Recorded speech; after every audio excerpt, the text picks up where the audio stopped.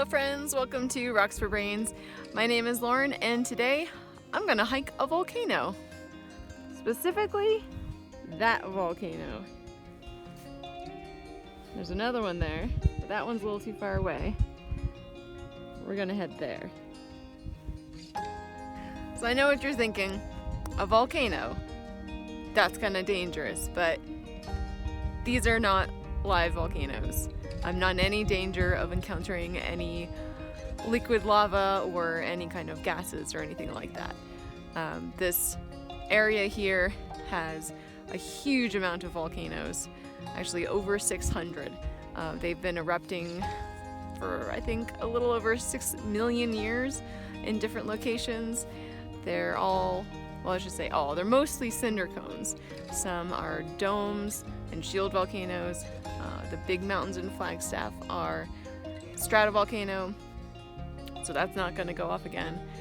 The system is still active, it's dormant, but it will erupt again, maybe in another couple thousand years.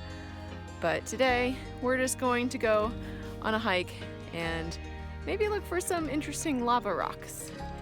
The goal of this hike is not really necessarily to pick up rocks, but I think we might be finding some neat things along the way. So if there's some really unique basalt, I might pick it up, stick it in my bag and take it home. Let's go.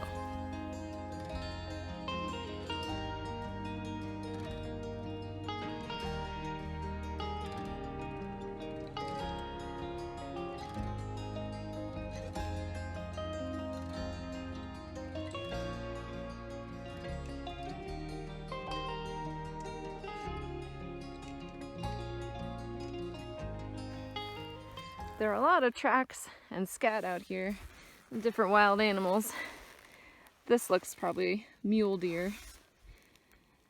I have kind of a analogy of food for the shapes of the scat of the animals out here.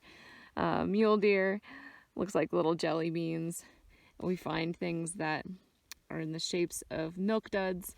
Those are elk. And then the jackrabbits and the cottontail rabbits are large and small peas. Pronghorn, they're like this, but they're a little smaller. And maybe we might see some of those actual animals out here. I know that elk move through quite a bit.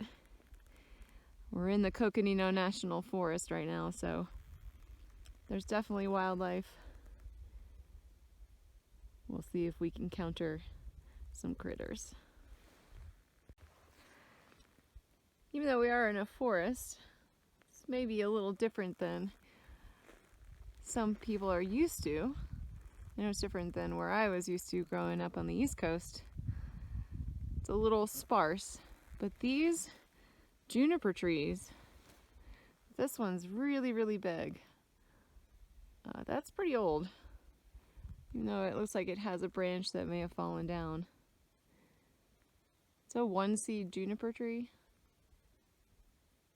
And it's huge. So that's been here a long time. We also have pinyon pine. So the pinyon pine does have pinyon nuts. Doesn't look like any of the cones are really producing this year. We had a really, really dry summer. You can see all the little pinyon nuts from previous years that have fallen off, but there's nothing inside these. They're completely dry and kind of useless. But if you ever have bought pine nuts at the grocery store, it's similar. It's probably not the same kind of nut, you know, from the same tree exactly, but it is a pine nut. And inside of these shells are little white pine nuts. Pretty tasty. Good for people and animals. But the pinyon nuts have been a source of food for people living in this area for thousands of years. They're super, super high in calories, so they're really good if you're trying to survive out here. I think they're like 3,000 calories a pound. So that may be bad for us today, sitting on the couch watching Netflix, but if you're walking around making pottery and tools and trying to live out here, that's very useful, and people still harvest these.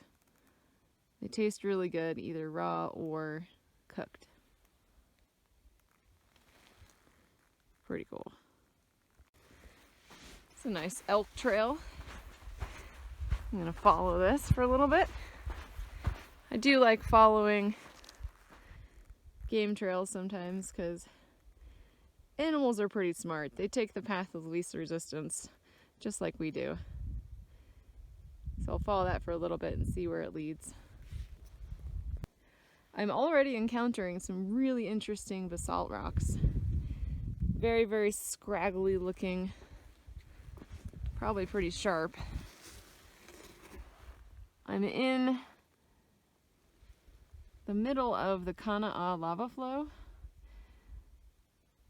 So there's a combination of things around me. The cinders, but also these large basalt boulders that were more from an actual flow than the little fountain of rocks that come down from the volcano and make the cinders. From a distance, I thought this was maybe like a squirrel sitting on top of this rock. And then as I got closer, I thought, well, no, probably someone just balanced a rock on top. Nope. This is attached. It's a little piece right on top. How does that happen?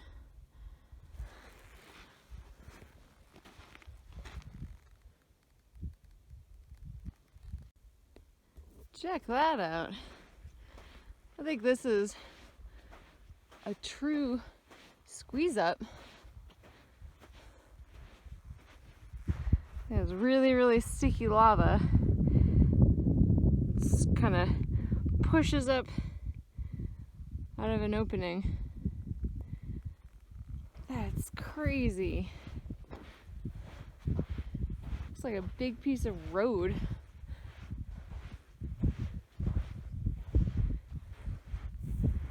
It's probably as tall as I am. It's over 5 feet. Well, it's way taller than that, but it's big. And there's another one with a hole in it right there. Way cool.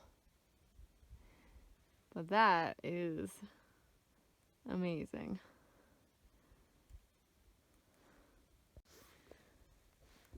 This is one of the things I really like, is seeing different animal tracks kind of cross over each other. We've got an elk track right here going up there, and then a rabbit going that way, and then this one looks like a coyote. All just going about their business, probably just different times of the day.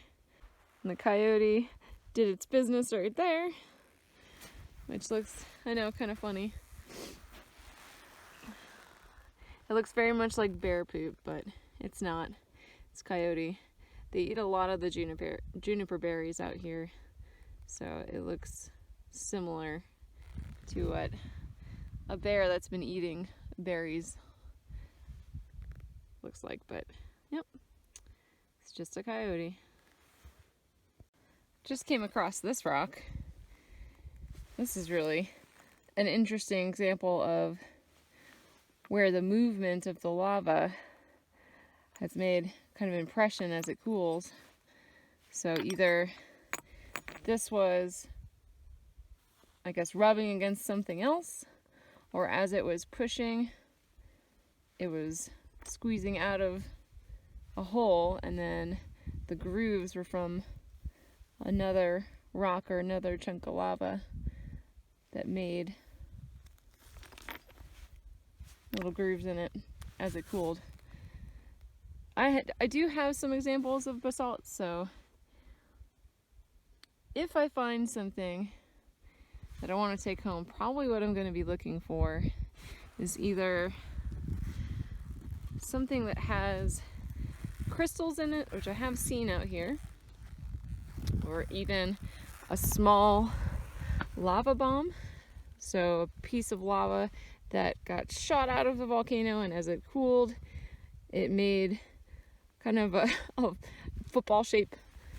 They look like little footballs. Sometimes they're pretty big, but they have these lines in them as well. And that would be a pretty interesting thing to add to the collection. In this spot, you can really see the number of volcanic hills that are around me. It's just amazing. It's all over. We've got Strawberry Crater right there.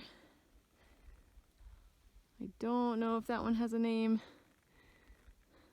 The big peaks in the back with the snow are the San Francisco peaks. Humphreys Peak is actually the tallest in Arizona.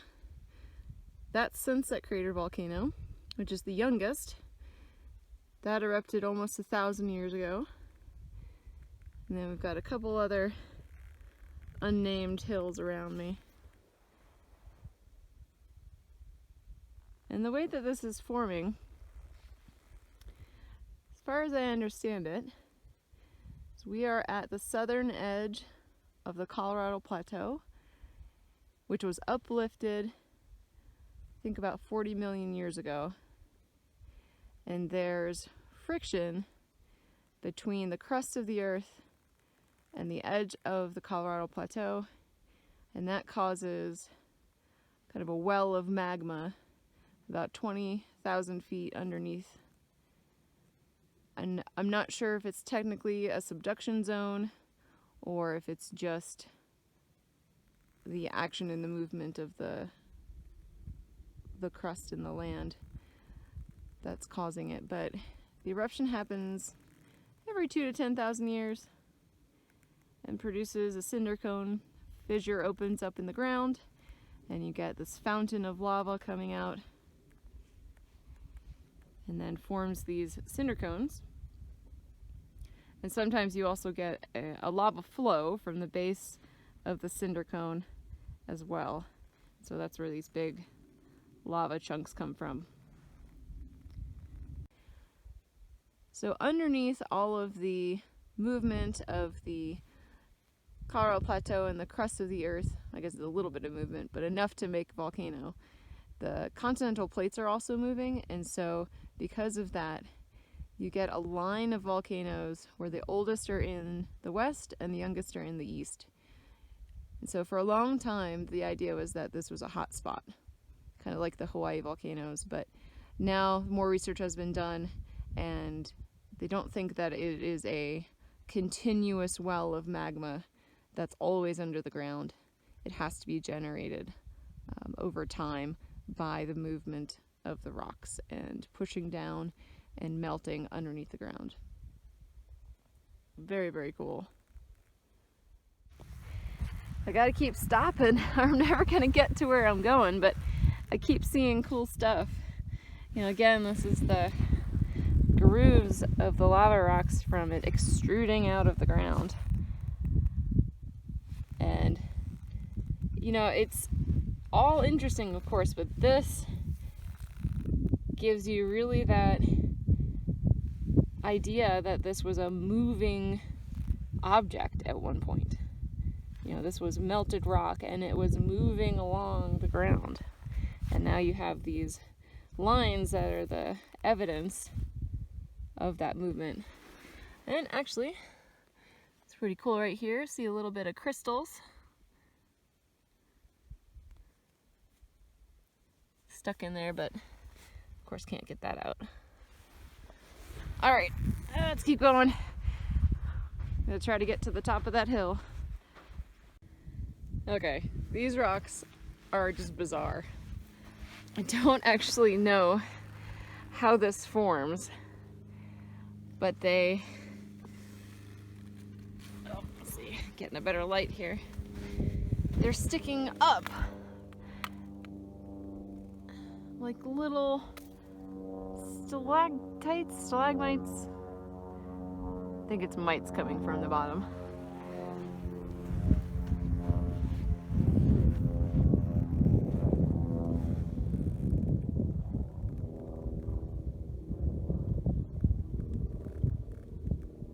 So I guess this stuff cooled slowly compared to the smoother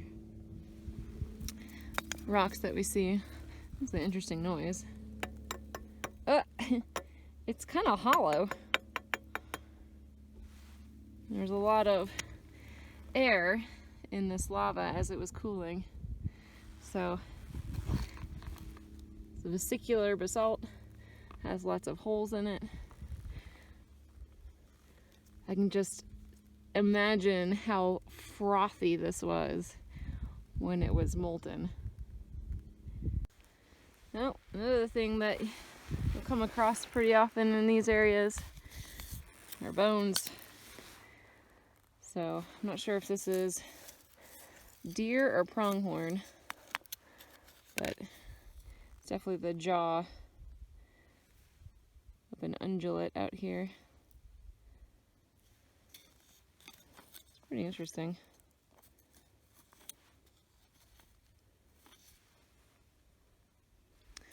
Bet the rest of its skull is somewhere out here. Maybe a coyote had a good dinner. Yeah, there it is. Or at least most of it. And the front part of the nose is missing. Okay, I found the bottom jaw over there again. So the spine's over there, and the skull's over there. Pretty typical. Something dies and gets scavenged. The coyotes and the ravens pull things apart, take them off and eat them, and the bones get scattered. Lava rocks are so weird. This stuff, it's all, I don't even know how to describe it. I mean, I know it's been eroded a little bit over time, but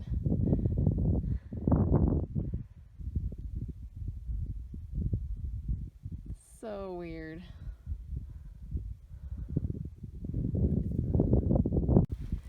Wow, look at that one. That was a big bubble right there. It was just wedged inside this other set of rocks. Nice.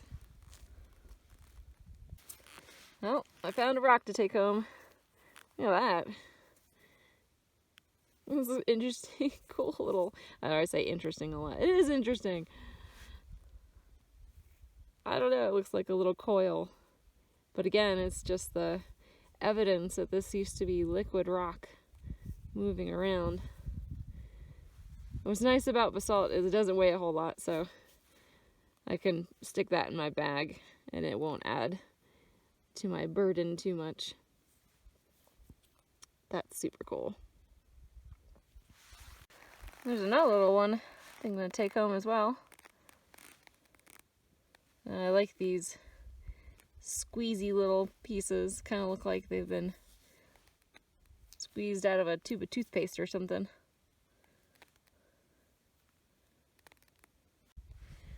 I've come into some pretty red basalt rock cinders in here. And you do see a combination of the black and the red rocks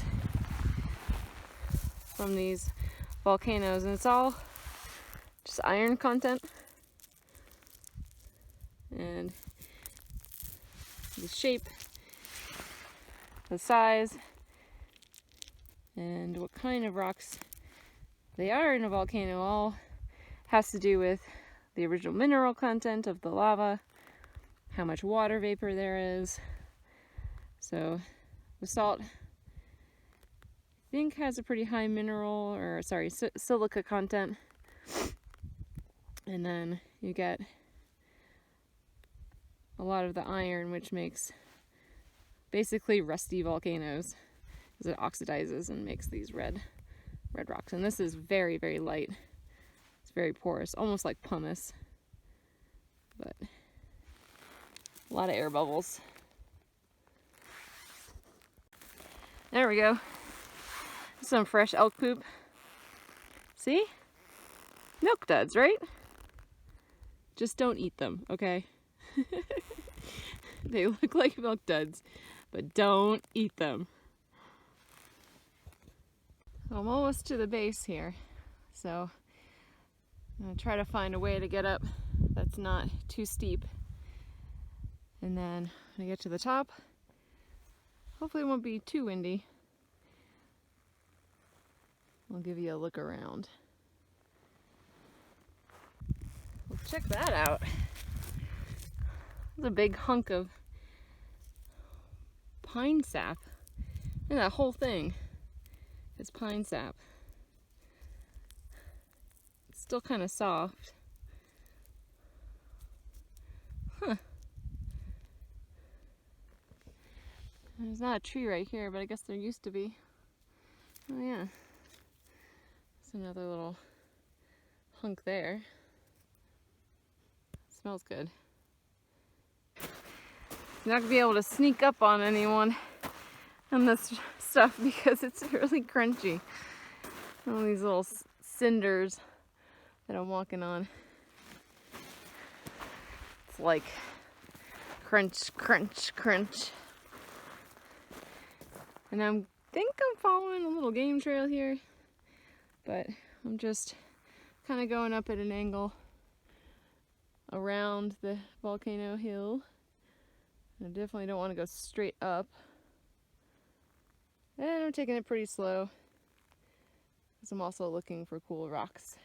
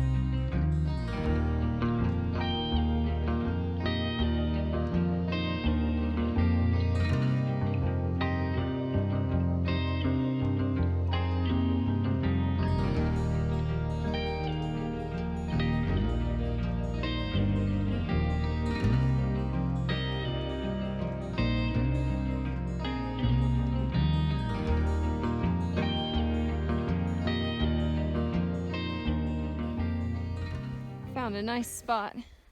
It's a little sheltered from the wind to sit and eat my lunch. And it's a pretty cool view down into the crater of the volcano.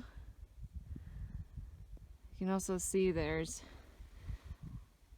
a bit of a transition between the red and the black cinders. Very nice view. I might just walk the perimeter after I eat and go back to where I started. I don't think I'll go down inside.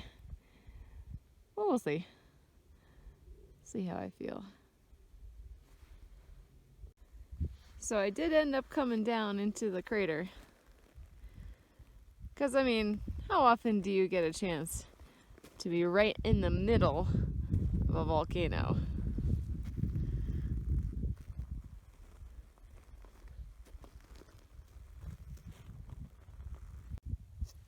This is a fun little rock can see all the way through it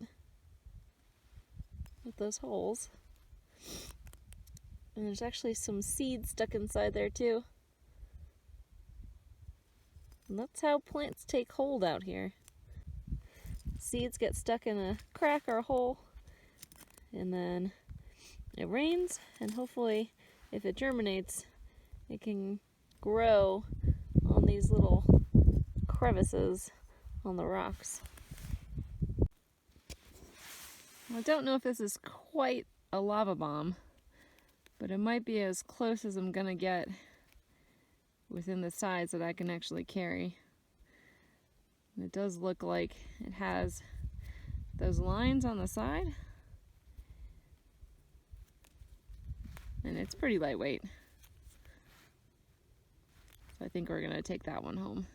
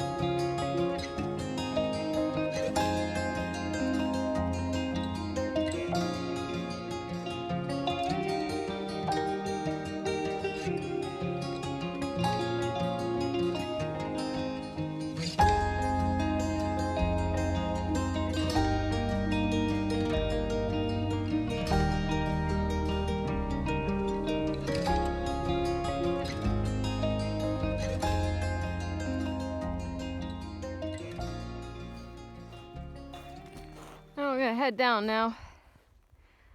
Truck is parked way down there somewhere, which looks farther than it is. It's actually only a little less than 2 miles. Kind of don't want to leave though. It's too nice.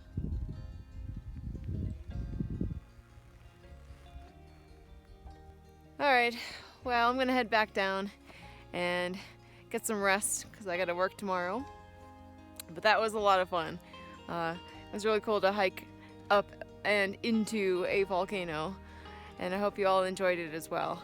So if you want to come along with me on the next hike or next rock hounding trip, you can hit that subscribe button, and until next time, try to learn something new every day. Bye!